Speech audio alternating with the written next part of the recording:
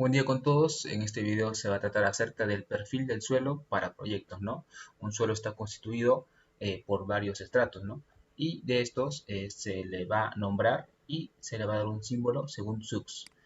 A su vez se le va a muestrear y se va a describir como el color y la humedad, ¿no? También la angularidad de las partículas y otros comentarios como raíces o cavidades. Y todo esto nos va a servir para luego tener este suelo al pasar por diferentes ensayos, que lo vamos a mencionar en este video, como material de compactación, ¿no? Entonces, este apartado del perfil del suelo está bajo la norma 050 de suelos y cimentaciones, ¿no? Entonces, comenzando, tipo de suelo, ¿no?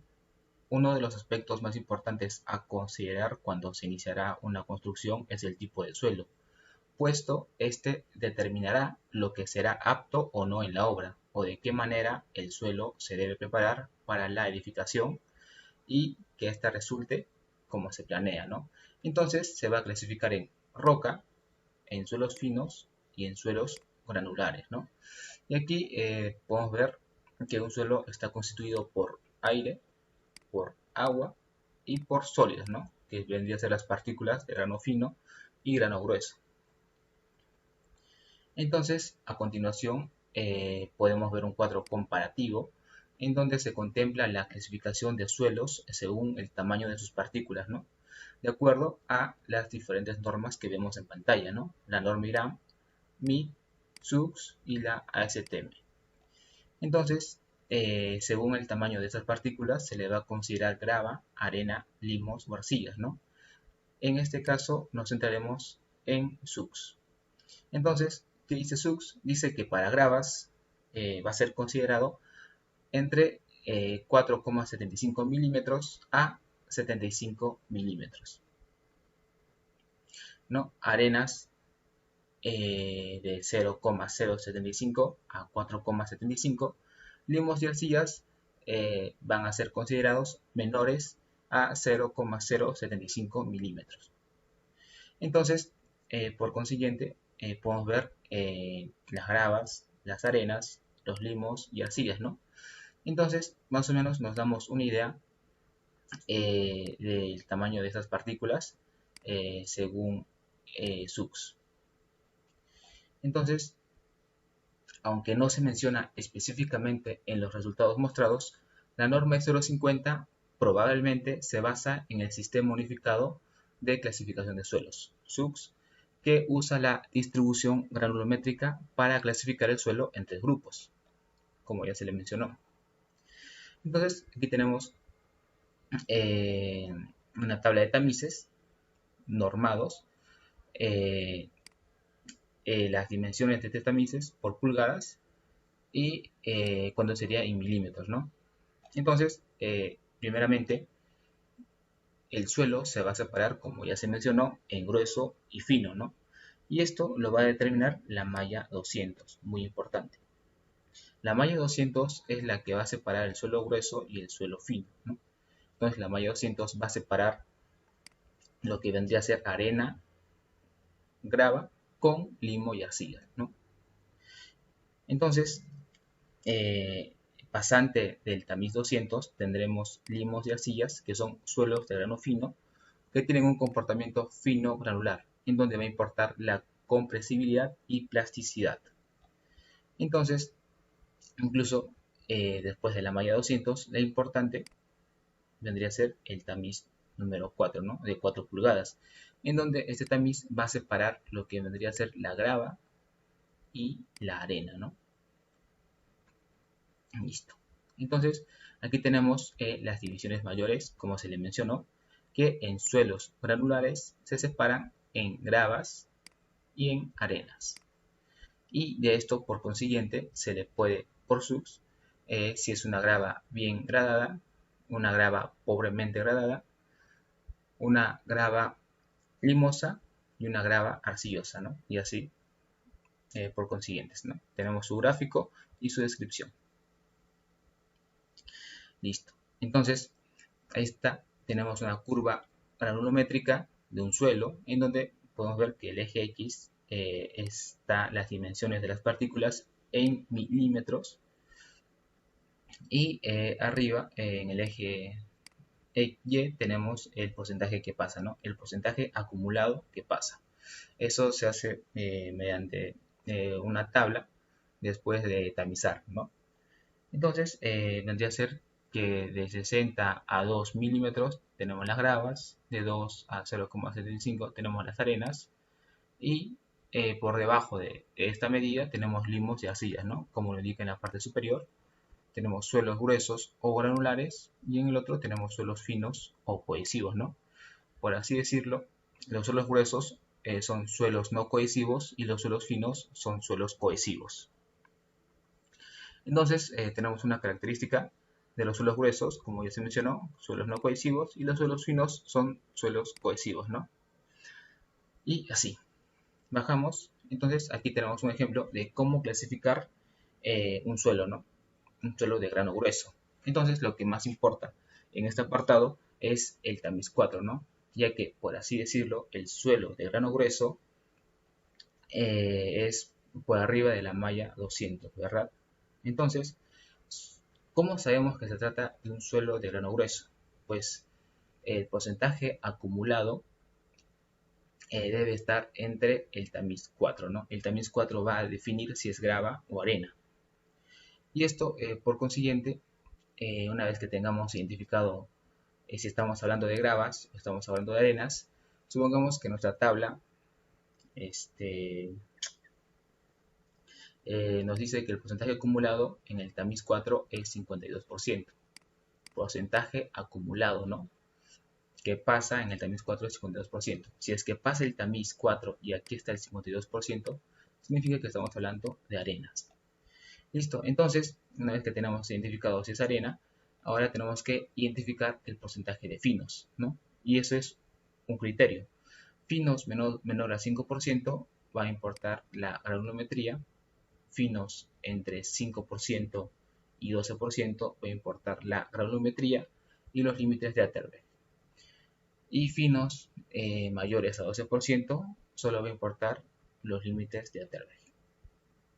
Entonces, para entenderlo de manera mucho mejor, aquí tenemos las fórmulas, por si lo necesitamos.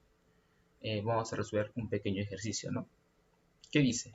Clasifica el suelo de acuerdo al Sistema Unificado de Clasificación de Suelos, SUCS, que se indica para lo siguiente, ¿no? Entonces, ¿qué nos dice? El porcentaje retenido en la malla 4 es 10%. ¿No? Entonces, si esta es la malla 4 y aquí solo tenemos retenido el 10%, significa que habrá bajado en el siguiente tamiz el 90%. Por lo tanto, quiere decir que estamos hablando de arenas. Listo, entonces gracias a esto podemos identificar que es una arena, ¿no? Listo. Ahora, ¿qué dice aquí? Pasa la malla número 4 y retenido en la malla 200, 60%. Entonces, ¿qué nos dice? Que en el tamiz 4 y en el tamiz 200,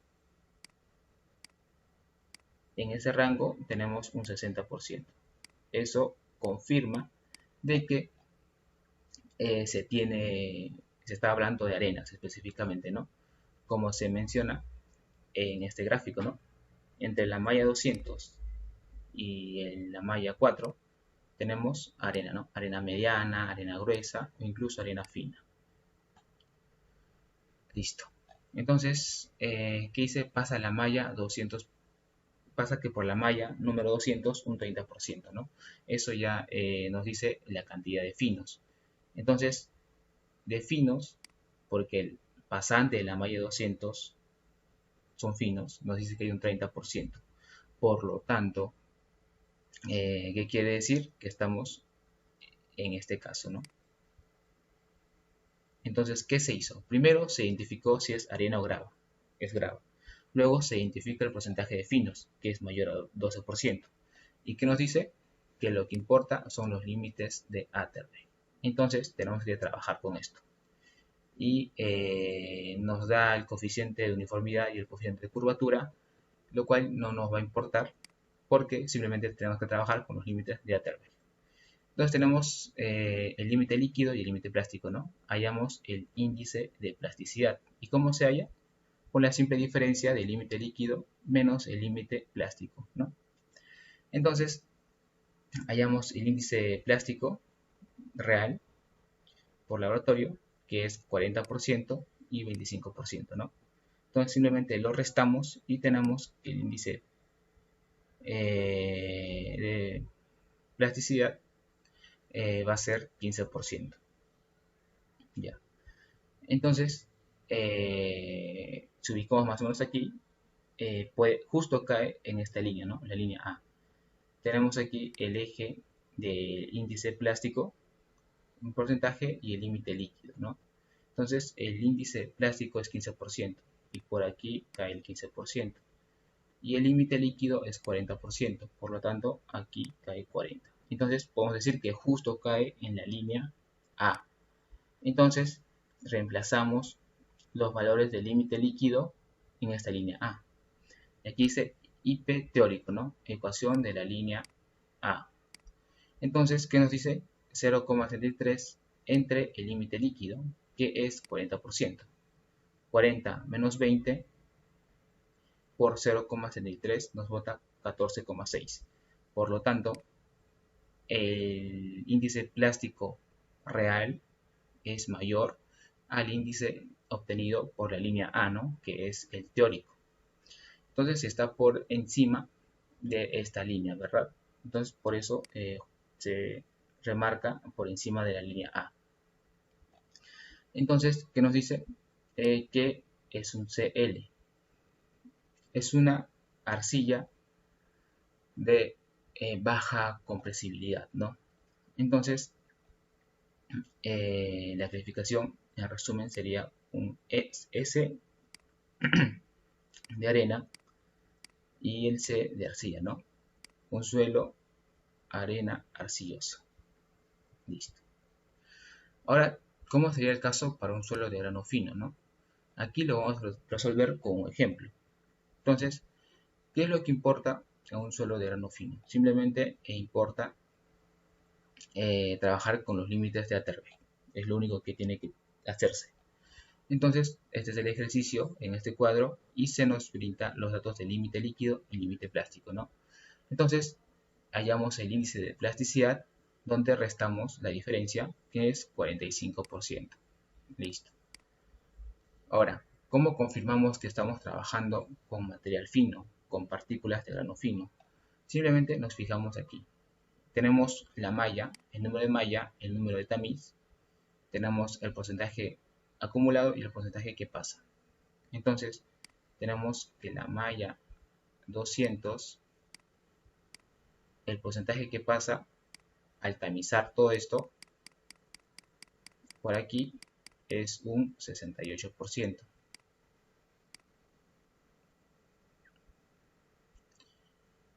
Entonces, lo que quiere decir que estamos en presencia de un material fino. Lo que va a definir si usar este apartado para suelo de grano grueso o este apartado para suelo de grano fino, como ya dije, es el tamiz número 200. Si más del 50% del material queda por encima del tamiz, es un suelo grueso. Pero si más del 50% del material que vas a tamizar pasa por el tamiz 200, es un suelo de grano fino. Entonces, teniendo eso en cuenta, estamos en presencia de que por el tamiz 200 pasó 68%. Por lo tanto, es un suelo de grano fino. Entonces, se le ubica el índice de plasticidad y el límite líquido, ¿no? El índice de plasticidad es 45%, que está más o menos por aquí, y el límite líquido es 65%, que está por aquí. Entonces, simplemente lo trazamos y esperamos a que intersecte, ¿no? Y como vemos, estamos en presencia de arcillas de alta compresibilidad. Entonces, ¿qué vendría a ser esto? Simplemente un CH, ¿no? arcillas de alta plasticidad o alta compresibilidad. Y aquí tenemos para suelos finos, pueden ser limo-arcillosas o suelos altamente orgánicos, ¿no? Ya. Entonces, ¿cómo diferenciamos entre limos y arcillas? Pues simplemente el dato más obvio que podemos ver en campo vendría a ser el tacto, ¿no? Los limos tienen un tacto un poco áspero y las arcillas tienen un tacto suave.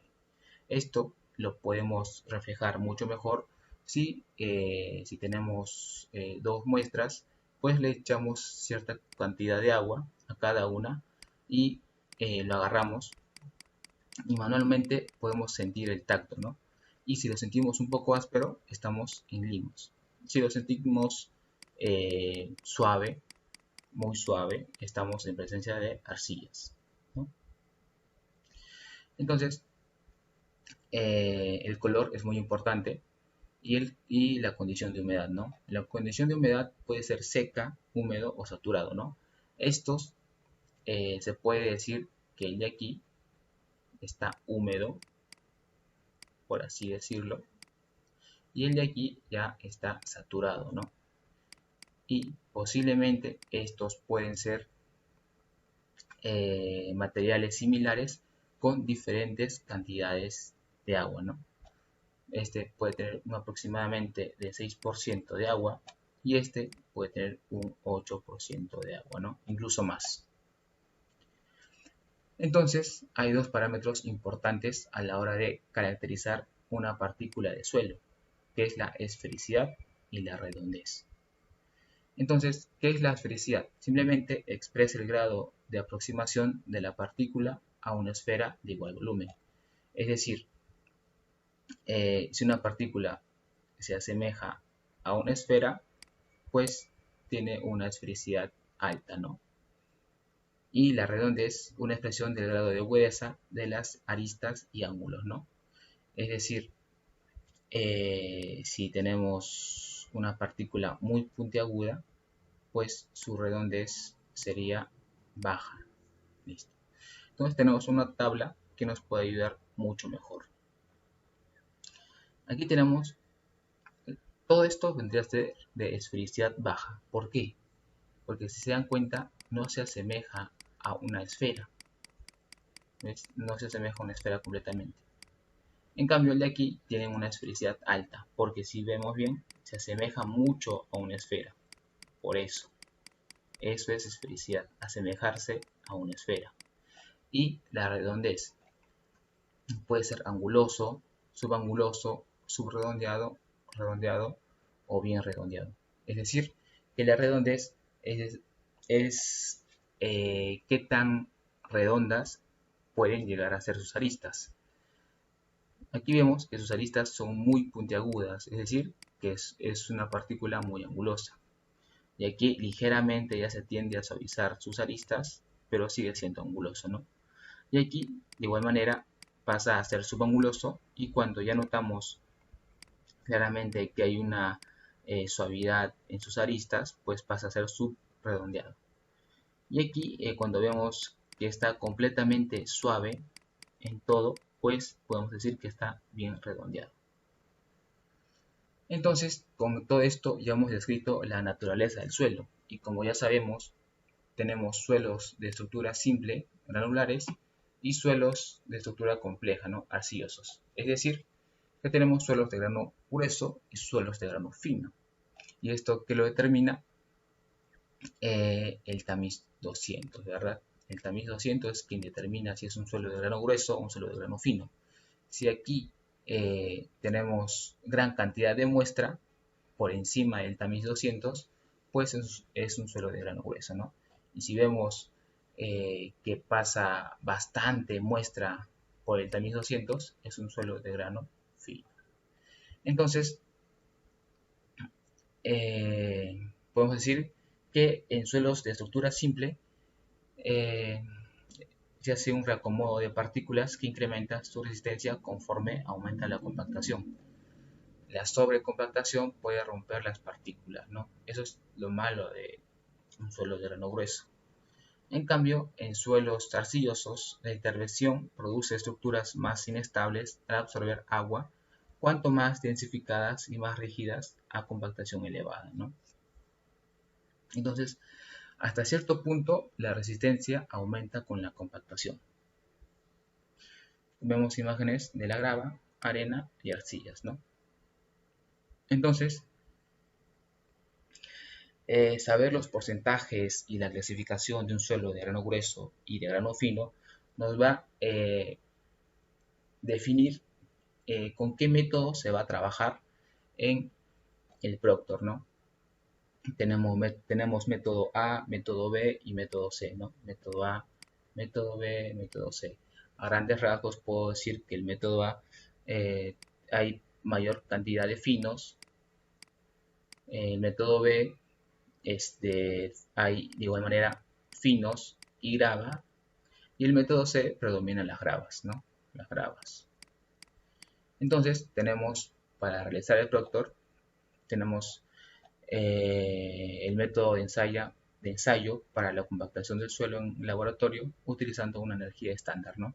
El Proctor estándar y el Proctor modificado. Tenemos esos dos, en donde se diferencian por el tamaño del mazo a cada uno. El Proctor estándar, su mazo con el que se va a realizar la compactación es más pequeño, y el mazo con el que se va a realizar la compactación, el Proctor modificado, es más grande, ¿no? Muy aparte de eso, en el Proctor estándar, como vemos, tienen 3 capas de compactación con 25 golpes, ¿no? Y en el Proctor modificado llegan a ser hasta incluso 5 capas con 25 golpes si es método A o B y 56 golpes si es método C. Entonces, el factor determinante para la calidad de la compactación, tanto en campo como en laboratorio, es el contenido óptimo de agua, ¿no? Que permite obtener una máxima compactación donde se determina en el laboratorio. Entonces, el Proctor que se va a realizar en laboratorio, la muestra que se va, por así decirlo, compactar, tiene que pasar por estos procesos de clasificación de suelos, en donde donde va a importar mucho el contenido de humedad, va a importar la clasificación, si es grueso, fino, si es arena, grava, y entre otros, ¿no? Entonces, más o menos pudimos tocar un poquito y entender sobre los perfiles de suelo para proyectos, ¿no? Ya que esto va a ser muy importante para luego saber si se puede utilizar como material de compactación más adelante. Y eso sería todo. Gracias.